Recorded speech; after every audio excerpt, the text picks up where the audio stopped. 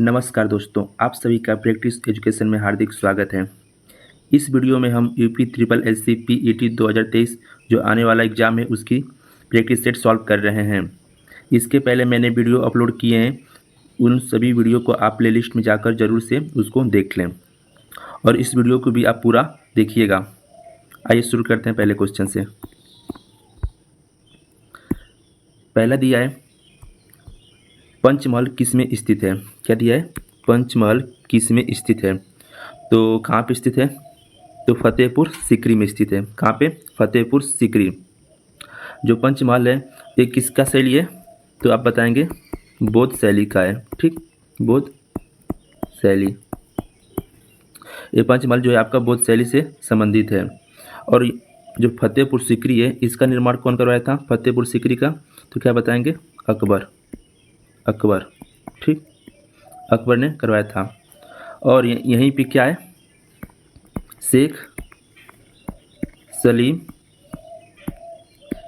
चिश्ती। ठीक, शेख सलीम चिश्ती भी यहीं पे है। ठीक, फतेहपुर सीकरी में। तो इसका राइट आंसर हो जाएगा फतेहपुर सीकरी में आपका पंचमहल है। ठीक, आइए नेक्स्ट देखते हैं। तारिक ए फिरोज शाही के लेखक कौन है? किसके? तारिक ए फिरोज शाही के लेखक आपके जियाउद्दीन बर्नी है। कौन है? जियाउद्दीन बर्नी है। जियाउद्दीन बर्नी जो था अलाउद्दीन खिलजी, मोहम्मद बिन तुगलक और फिरोज शाह तुगलक के शासनकाल का जिक्र किया है। किसका किस्सा किया है? तो अलाउद्दीन खिलजी, मोहम्मद बिन तुगलक, फिरोज शाह तुगलक का। ठीक, नेक्स्ट, बक्सर के युद्ध के बाद के नवाब ने इलाहाबाद और कड़ा को मुगल सम्राट को सौंप दिया, जो ब्रिटिश सैनिक के संरक्षण के अंतर्गत आया था। ठीक, तो बक्सर का युद्ध। तो बक्सर का युद्ध कब हुआ था? तो क्या बताएंगे? 22 अक्टूबर 1764। ठीक, 22 अक्टूबर 1764 में आपका बक्सर युद्ध हुआ था। एक तरफ कौन था? हेक्टर मुनरो था और एक तरफ 3 शासक थे। कौन कौन थे? एक तो था मुगल का शासक, मुगल का कौन था? तो शाह आलम दूती था। और बंगाल का शासक था मीर कासिम और अवध का नवाब था शुजा-उद-दौला। एक तरफ हेक्टर मुनरो था और एक तरफ 3 शासक थे। कौन कौन थे? मुगल का शाह आलम था, बंगाल का मीर कासिम था और अवध का शुजा-उद-दौला था। इस बक्सर के युद्ध में हेक्टर मुनरो जो होता है क्या होता है? जीत जाता है और ये जो तीनों शासक होते हैं हार जाते हैं, जिसमें से जो बंगाल का शासक होता है मीर कासिम वो युद्ध मैदान से भाग जाता है। बट मुगल का बादशाह और अवध का वो दोनों क्या करते हैं? आत्मसमर्पित कर देते हैं अंग्रेजों को। जब आत्मसमर्पित कर देते हैं तो इनके बीच क्या होता है? मतलब संधि होती है। इस तरह 3 संधि होती है। 3 संधि होती है। तो पहला संधि में कहता है अवध का जो नवाब है वो इलाहाबाद एवं कड़ा के जो जिले हैं वो मुगल सम्राट को दिए जाएंगे। कौन? अंग्रेज बोलते हैं कि जो अवध के नवाब है इलाहाबाद एवं कड़ा का जो जिले हैं वो किसको दिए जाएंगे? तो मुगल सम्राट को दिया जाएगा। ठीक, दूसरे में कहता है जो कंपनी है वो मुगल बादशाह को 26 लाख वार्षिक पेंशन देगा। ठीक, और तीसरे में कहता है कि मुगल सम्राट बंगाल, बिहार एवं उड़ीसा की दीवानी जो है वो किसको देगी? मतलब कंपनी को देगी, मतलब अंग्रेजों को। ठीक, तो इसका राइट आंसर हो जाएगा आपका अवध। अवध के नवाब ने इलाहाबाद और कड़ा को मुगल सम्राट को सौंप दिया। ठीक, नेक्स्ट, बाल विवाह अवरोध अधिनियम 1929 को निम्नलिखित किस अन्य नाम से जाना जाता है? तो किस नाम से जाना जाता है? तो आपका शारदा अधिनियम है। इस अधिनियम के तहत पहले तो 14 लड़कियों के लिए और 18 वर्ष बॉय के लिए। ठीक, तो स्टार्टिंग में ये था 14 लड़कियों के लिए और 18 लड़कों के लिए। फिर बाद में इसको क्या कर दिया जाता है? 18 साल लड़कियों के लिए और 21 साल लड़कों के लिए। ठीक, नेक्स्ट है प्राचीनतम वेद कौन सा है? क्या दिया है? प्राचीनतम वेद। तो इसका राइट आंसर होगा आपका ए, ऋग्वेद। ठीक, सिपाही विद्रोह किस वर्ष हुआ था? तो आप सभी को पता है सिपाही विद्रोह आपको 1857 में हुआ था। ठीक, नेक्स्ट है 1815 में राम मोहन राय ने एक नई धार्मिक संस्था की स्थापना की जिसे सभा कहा जाता था, जिसे बाद में ब्रह्म समाज के नाम से जाना जाता है। तो ब्रह्म समाज का पहले क्या नाम था? तो आत्मी सभा। क्या था? आत्मी सभा। इसी को बाद में क्या कहा जाता है? तो ब्रह्म समाज के नाम से जाना जाता है। तो ये कब हुआ था? तो क्या बताएंगे? 1828 के बाद आत्मी सभा को ही ब्रह्म समाज के नाम से जाना जाने लगा। ठीक, तो इसका राइट आंसर हो जाएगा फातिमी सभा। ठीक, नेक्स्ट, बंगाल का विभाजन 1905 ब्रिटिश वायसराय द्वारा किया गया था। जो बंगाल का विभाजन हुआ था किस वायसराय के द्वारा किया गया था? तो कर्जन के द्वारा किया गया था।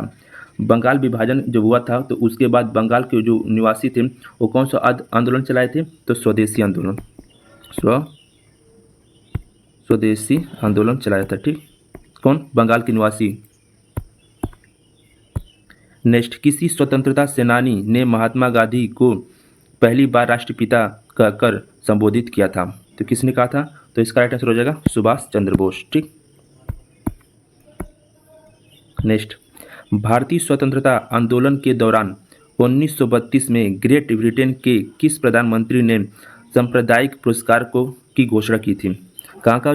1932 में ब्रिटेन का प्रधानमंत्री कौन है जो सांप्रदायिक पुरस्कार की घोषणा की थी? तो इसका राइट आंसर हो जाएगा सर रैमजे मैकडोनाल्ड। कौन? Sir Ramsay MacDonald. नेक्स्ट, इनमें से कौन सी भारतीय क्षेत्र में एक खाड़ी नहीं है? मतलब इसमें ये पूछा है कि इन चारों ऑप्शन में भारत में कौन सी ऐसी खाड़ी नहीं है? तो आपका इसमें तीन है। कौन कौन है? तो कच्छ की खाड़ी और खंभात की खाड़ी भी है और मन्नार की खाड़ी भी है। जो अकाबा की खाड़ी है, जो अकाबा की खाड़ी है ये भारत में किससे जुड़ कहाँ है? तो लाल सागर, ये क्या है? लाल सागर का भाग है। और जो कच्छ की खाड़ी है और खंभात की खाड़ी है तो आपका गुजरात के पास है, गुजरात से सटा हुआ है। और जो मन्नार की खाड़ी है ये आपका तमिलनाडु से। तो इसका राइट आंसर हो जाएगा अकाबा की खाड़ी आपका भारत से संबंधित नहीं है। भारत की सीमा कितने देशों में से लगता है? क्या पूछा है? भारत की सीमा कितने देशों से लगता है? तो कितने देशों से? तो 7 देशों से। कौन कौन? म्यांमार, बांग्लादेश, भूटान, नेपाल, चीन, अफगानिस्तान तथा पाकिस्तान। 7 देश बता दिए। और इसमें सबसे ज़्यादा जो सीमा लगता है किसका लगता है? बांग्लादेश का। ठीक, कितना लगता है तब बताएंगे? 4096 किलोमीटर।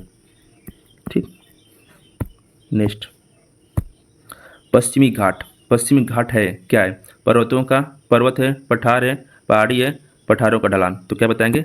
पठारों का ढलान है। जो पश्चिमी घाट है वो कितना किलोमीटर तक फैला है? तो 1600 किलोमीटर तक फैला है। कहाँ से कहाँ तक? गुजरात और महाराष्ट्र की सीमा से शुरू होकर गोवा, कर्नाटक, केरल, तमिलनाडु से होते हुए कन्याकुमारी में क्या होता है? समाप्त हो जाता है। ठीक, नेक्स्ट, निम्नलिखित में से कौन सा पर्वतीय दर्रा उत्तराखंड में स्थित नहीं है? क्या पूछा है? यहाँ नहीं पूछा है किस उत्तराखंड में। ठीक, तो इसमें कौन सा नहीं है आपका? क्या बताएंगे? लिपू लेक है, शिव किला भी है। शिव किला आपका नहीं है, ये शिव किला तो आपका हिमाचल प्रदेश में पड़ेगा। तो इसका राइट आंसर हो जाएगा शिव किला आपका उत्तराखंड में नहीं है। लिपू लेक आपका उत्तराखंड में, नीति दर्रा आपका उत्तराखंड में, मुलिंग आपका ये भी आपका उत्तराखंड में। एक और होता है माना दर्रा, ये भी आपका उत्तराखंड में है। ठीक, और जो सिपला जो है सिपलीला ये आपका क्या करता है? तिब्बत से जोड़ता है। किससे जोड़ता है? हिमाचल प्रदेश के एक किन्नौर जिला है उसको तिब्बत से जोड़ता है। तो इसका राइट आंसर हो जाएगा नहीं पूछा है तो आपका सिपला नहीं है। नेक्स्ट, टर्मिनल डॉपलर रडार मतलब DTR किस लिए प्रयुक्त किया जाता है? तो किस लिए प्रयुक्त किया जाता है? तो आप बताएंगे खराब मौसम में हवाई जहाज़ों को उतारने में, खराब मौसम में हवाई जहाज़ को उतारने में। भूकंप का मापन तो क्या बताएंगे? सीस्मोग्राफ। ठीक, नेक्स्ट, किस राज्य सरकार द्वारा सबसे पहले किसानों के लिए प्रमाणित बीज पर प्रत्यक्ष लाभ हस्तांतरण की सुविधा आरंभ की गई है? क्या दिया है? सबसे पहले किसानों के लिए प्रमाणित बीज पर प्रत्यक्ष लाभ हस्तांतरण की सुविधा प्रारंभ की गई है। तो कब की गई थी? तो अप्रैल 2015 में प्रारंभ की गई थी। तो किस राज्य में हुआ था? तो आपका यूपी यानी उत्तर प्रदेश में। ठीक, नेक्स्ट, भारत सरकार के न्यूनतम समर्थन मूल्य के अंतर्गत कितनी फसलें शामिल की गई हैं? मतलब मिनिमम सपोर्ट प्राइस आपका कितनी फसलों पर की गई है? तो कितनी पे की गई है? तो 24 पे की गई है। ठीक, ये न्यूनतम समर्थन मूल्य क्या होता है? तो सरकार जो होता है किसानों को उनकी फसल का सही लागत मूल्य देने के लिए न्यूनतम समर्थन मूल्य का सुविधा उपलब्ध कराती है। और जो ये होता है निश्चित मूल्य होता है, सरकार जो होती है निश्चित मूल्य इसकी निर्धारित कर देती है। तो इसमें शामिल कितने हैं? 24 हैं। नेक्स्ट है the imperial bank of India को राष्ट्रीयकरण के पश्चात क्या नाम दिया गया? तो इसका राइट आंसर हो जाएगा भारतीय स्टेट बैंक। क्या हो जाएगा? भारतीय स्टेट बैंक। इसका पहले क्या नाम था? The imperial bank of India. कब से इसका नाम बदला गया? तो राष्ट्रीयकरण कब हुआ था? 1 जुलाई 1955 के बाद the imperial bank of India को भारतीय स्टेट बैंक ऑफ इंडिया, भारतीय स्टेट बैंक कहा जाने लगा। ठीक। अब देखते हैं भारतीय रिजर्व बैंक। भारतीय रिजर्व बैंक की स्थापना कब हुई थी? 1935 में। इसका जो मुख्यालय आपका है मुंबई में ही है। Bank of India, bank of India की स्थापना आपका 1906 में। इसका भी मुख्यालय आपका मुंबई में ही है। इंडियन ओवरसीज बैंक, इसकी स्थापना कब हुई थी? तो 1937 में, और इसका मुख्यालय आपका चेन्नई में है। ठीक। नेक्स्ट, निम्नलिखित में से कौन विनिवेश आयोग से संबंधित है? किससे? विनियोग आयोग से संबंधित है। तो विनियोग जो होता है इसकी स्थापना कब हुई थी? तो आप बताएंगे 1997 में विनियोग आयोग की स्थापना हुई थी। जो विनियोग था ये क्या करता था? जो विनियोग प्रक्रिया को विभिन्न पक्षों पर सलाह देने के लिए इसको लाया गया था। मतलब जो विभिन्न प्रक्रिया होंगी विनिवेश के तहत उन पे क्या करेगा? ये अपना पक्ष देता है, सलाह देगा। ठीक। तो इसके क्या पूछा? संबंधित कौन है? तो इसका राइट आंसर हो जाएगा आप सभी का ए, जीवी रामकृष्णा। विनियोग आयोग से संबंधित पूछेगा तो आपका जीवी रामकृष्णा बताइएगा। ठीक। नेक्स्ट, इनमें से कौन सा भारत में बैंकिंग क्षेत्र में महत्वपूर्ण सुधारों में से एक नहीं है? क्या पूछा? एक नहीं है बैंकिंग क्षेत्रों में सुधारों से। तो आपका इसका राइट आंसर हो जाएगा वर्धित SLR। कौन? वर्धित SLR हो जाएगा। नेक्स्ट, भारतीय संविधान के अनुच्छेद 24 के बी क्या बोला है? 243 के बी के अधीन गठित ग्रामीण क्षेत्रों के लिए स्व सरकार की संस्था कौन सी है? स्व सरकार की संस्था कौन सी है? तो क्या बताएंगे? इसका राइट आंसर होगा बी, पंचायत। ठीक। अब देखते हैं जो आपका ये तो 243 के बी में दिया है स्व सरकार की संस्था पंचायत होगी। 243 में क्या कहा गया है? 243 में नगर पालिका का गठन का वर्णन किया गया है। 243 में नगर पालिका का गठन। 243 के ए में क्या कहा गया है? तो इसमें आपका 243 के ए में ग्राम सभा का जिक्र किया गया है। तो इसका राइट आंसर होगा पंचायत। पंचायती राज को पहली बार 2 अक्टूबर 1959 को किस जिले मतलब कहाँ पे पेश किया गया था? तो इसका नागौर होगा। क्या होगा? नागौर। उस भारतीय प्रधानमंत्री का क्या नाम है जिन्होंने संसद में यह घोषणा की थी कि वह मंडल आयोग की सिफारिशों को लागू करेंगे? इस घोषणा से भारत में देशव्यापी विरोध शुरू हो गया। तो इसका राइट आंसर होगा जो मंडल आयोग था इसकी सिफारिश आपका वीपी सिंह का मतलब विश्वनाथ प्रताप सिंह, ये आपके पीएम बने थे। ठीक। और इनको क्या कहा जाता है? मतलब अविश्वास प्रस्ताव द्वारा इनको हटा दिया जाता है। ये लगभग 1 साल तक ही रहते हैं। ठीक। जो मंडल आयोग था इसका उद्देश्य क्या था? तो इसका उद्देश्य था सामाजिक और आर्थिक रूप से पिछड़ों की पहचान करना। ठीक। मंडल आयोग की जो मतलब उद्देश्य से लाया गया था तो क्या था? जो सामाजिक थी और आर्थिक रूप से जो पिछड़े वर्ग थे उनकी पहचान करना था। तो इसका राइट आंसर होगा विश्वनाथ प्रताप सिंह। नेक्स्ट, भारत में निम्न में से किस लोकसभा अध्यक्ष का कुल कार्यकाल सर्वाधिक है? मतलब वो कौन से लोकसभा अध्यक्ष थे जिनका कार्यकाल सर्वाधिक था अब तक? तो इसका होगा डॉक्टर बलराम जाखड़। ठीक। बलराम जाखड़ हो जाएंगे। कब तक थे? तो पहले तो 1980 में बनते अध्यक्ष। ठीक। उसके 85 तक रहते हैं। फिर उसके 85 से नॉन स्टॉप कहाँ तक रहते हैं? 89 तक। ठीक। 80 से 85, फिर 85 से 89 तक रहते हैं। तो बलराम जाखड़ इनका नाम था। लोकसभा में सदस्यों द्वारा निजी विधेयक पेश करने की सूचना अवधि क्या है? निजी विधेयक पेश करने की सूचना अवधि क्या है? तो आप बताएंगे 25 का ए, 1 माह तक। ये निजी विधेयक है। ठीक। यही पूछ देगा सरकारी मतलब सरकारी सदस्यों का विधेयक पेश करने की जो अवधि है ये कितनी रहती है? 7 दिन तक। ठीक। सरकारी सदस्यों का 7 दिन तक रहता है और निजी विधेयक जो है 1 माह तक जो सदस्य होते हैं लोकसभा के। नेक्स्ट दिया है किस रंग के प्रकाश की तरंग दैर्ध्य सबसे कम होती है? क्या पूछा है? सबसे कम तरंग दैर्ध्य। तो इसका आप सभी क्या बताएंगे? बैगनी। ठीक। बैगनी होगा। और सबसे अधिक पूछ देगा तो आपका लाल। ठीक। नेक्स्ट, प्रकाश के पथ में एक वस्तु के आने पर छाया का निर्माण होता है तो कौन सा? पारदर्शी नहीं, पारभासी नहीं, प्रकाशमान नहीं, तो क्या होगा आपका अपारदर्शी होगा। ठीक, 27 का डी अपारदर्शी। इसमें दिया है, दहन के लिए निम्नलिखित में कौन सी गैस आवश्यक है। तो आप सभी को पता होगा ऑक्सीजन, ऑक्सीजन के बिना मतलब कोई भी वस्तु जलेगी नहीं, तो इसका राइट आंसर होगा सी ऑक्सीजन। हरे फलों को कृत्रिम ढंग से पकाने के लिए प्रयोग किया जाता है। मतलब फलों को पकाने के लिए आप किसका प्रयोग करते हैं, तो एसिटिलीन का प्रयोग करते हैं। ठीक, एसिटिलीन। इसमें मतलब दो तत्वों से मिलकर बनते हैं। कौन कौन, एक आप हो गया आर्सेनिक, आर्सेनिक से मिलकर बना होता है, और एक है आपका फास्फोरस, फास्फोरस, फास्फोरस। तो इसका राइट आंसर हो जाएगा एसिटिलीन से कृत्रिम ढंग से पकाते हैं। ठीक, नेक्स्ट दिया है, मानव शरीर में रक्त का आयतन शरीर के भार का लगभग कितना प्रतिशत होता है।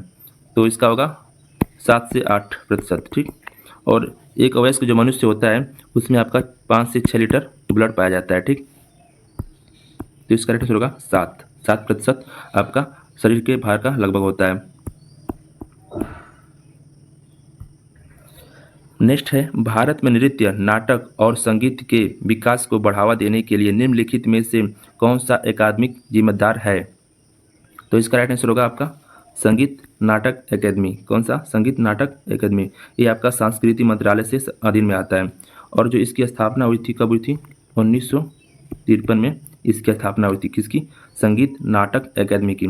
अब देखते हैं ललित कला अकादमी, इसकी स्थापना कब हुई थी, जो केंद्र में हुई थी आपका 1954 में सबसे पहले हुआ था, और ये यूपी में पूछ देगा, तो यूपी में आप बताएंगे 1962 में हुआ था। ठीक, 1962 में। साहित्य अकादमी आपका कब हुआ था, तो इसका भी 1954 में ही हुआ था। साहित्य अकादमी की स्थापना भी 1954 में हुआ था। राष्ट्रीय नाटक स्कूल, इसकी स्थापना तो 1959 में। ठीक, एक बार और सुन लीजिए, जो संगीत नाटक अकादमी है उसकी स्थापना 1953 में हुई थी। ललित कला की जो स्थापना हुई थी केंद्र में आपका 1954 में, जो दिल्ली में, और यूपी में पूछेगा तो 1962 में। ठीक, साहित्य अकादमी पूछेगा तो 1954 बताएंगे, और राष्ट्रीय नाटक स्कूल पूछेगा तो 1959। तो इसका राइट आंसर होगा संगीत नाटक अकादमी। नेक्स्ट, विश्व बाघ दिवस कब माना जाता है, इसका आप लोग कमेंट में राइट आंसर देंगे। ठीक, कमेंट में इसका आंसर दीजिएगा। आइए नेक्स्ट देखते हैं। द टर्बुलेंट ईयर्स 1980-96 के द्वारा लिखी गई है। किसके द्वारा लिखी गई है, तो प्रणब मुखर्जी के द्वारा। इसका राइट आंसर होगा प्रणब मुखर्जी के द्वारा। नेक्स्ट, पहले भारतीय जिन्होंने ग्रैमी जीवन पर्यंत उपाधि प्राप्त किया। कौन सा, ग्रैमी जीवन पर्यंत उपाधि प्राप्त किया, तो इसका राइट आंसर होगा पंडित रविशंकर। कौन थे, पंडित रविशंकर जो थे ग्रैमी जीवन पर्यंत उपाधि धारण यानी प्राप्त किए थे। लठमार होली के लिए निम्न में से कौन सा स्थान प्रसिद्ध है, तो कौन सा प्रसिद्ध है, बरसाना। क्या बताएंगे, बरसाना। उत्तर प्रदेश के उस लोक संगीत का नाम बताइए जो मानसून के महीनों में गाया जाता है और जो विरह के भाव को दर्शाता है। तो उत्तर प्रदेश में तो कौन सा हो जाएगा, कजरी आपका है। ठीक, कजरी। नेक्स्ट दिया आपका, राष्ट्रपति को अपना कार्यकाल समाप्त होने से पूर्व अपने पद से हटाने का अधिकार निम्नलिखित में से किसके पास है। उपराष्ट्रपति पूछा है। ठीक, तो राज्यसभा के पास होता है। ठीक, भारतीय मानक मेरिडियन 5 राज्यों के मध्य से गुजरता है, इनमें से कौन सा राज्य 5वां नहीं है।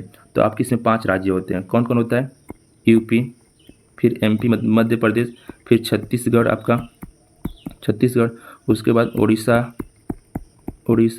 उसके बाद आपका आंध्र प्रदेश। ठीक, आंध्र प्रदेश होता है। तो इसमें यूपी है, यूपी कौन सा राज्य नहीं पूछा, यूपी होता है, एमपी होता है, छत्तीसगढ़, उड़ीसा, आंध्र प्रदेश। तो इसमें आपका ये सी नहीं है, बिहार आपका नहीं होता है। आंध्र प्रदेश से उड़ीसा है, छत्तीसगढ़ है, यूपी है, एमपी है, लेकिन बिहार आपका नहीं है। तो राइट आंसर हो जाएगा आपका बिहार, नहीं पूछा है। नेक्स्ट, भारत का कौन सा संघ राज्य क्षेत्र आकार में सबसे बड़ा है। क्या दिया है, भारत का केंद्र शासित प्रदेश पूछा है जो सबसे बड़ा है, तो कौन होगा, पांडिचेरी। ठीक, कौन सा होगा, तो पांडिचेरी होगा। ये कितने किलोमीटर तक है? तो 490 किलोमीटर वर्ग है, किलोमीटर वर्ग, ठीक, 490। लक्षद्वीप का तो 30 किलोमीटर वर्ग। दमन और दीव का 111 किलोमीटर और चंडीगढ़ का 114 किलोमीटर, ठीक। तो इसका राइट आंसर हो जाएगा पांडिचेरी का, जो 490 किलोमीटर वर्ग है। नेक्स्ट है लास्ट क्वेश्चन, वंदना कटारिया ने भारत में किस खेल के लिए अर्जुन पुरस्कार जीता है? तो कौन? वंदना कटारिया जो है किस खेल से जीती हैं अर्जुन पुरस्कार? तो इसका राइट आंसर होगा हॉकी। क्या हो जाएगा? हॉकी। तो इस वीडियो में हम पेड का प्रैक्टिस सेट सॉल्व किए 5वां। इसके पहले मैंने वीडियो अपलोड किए हैं, प्लेलिस्ट में आज जाकर उसको आप ज़रूर से ज़रूर देख सकते हैं, ठीक। नमस्कार, जय हिंद, जय भारत।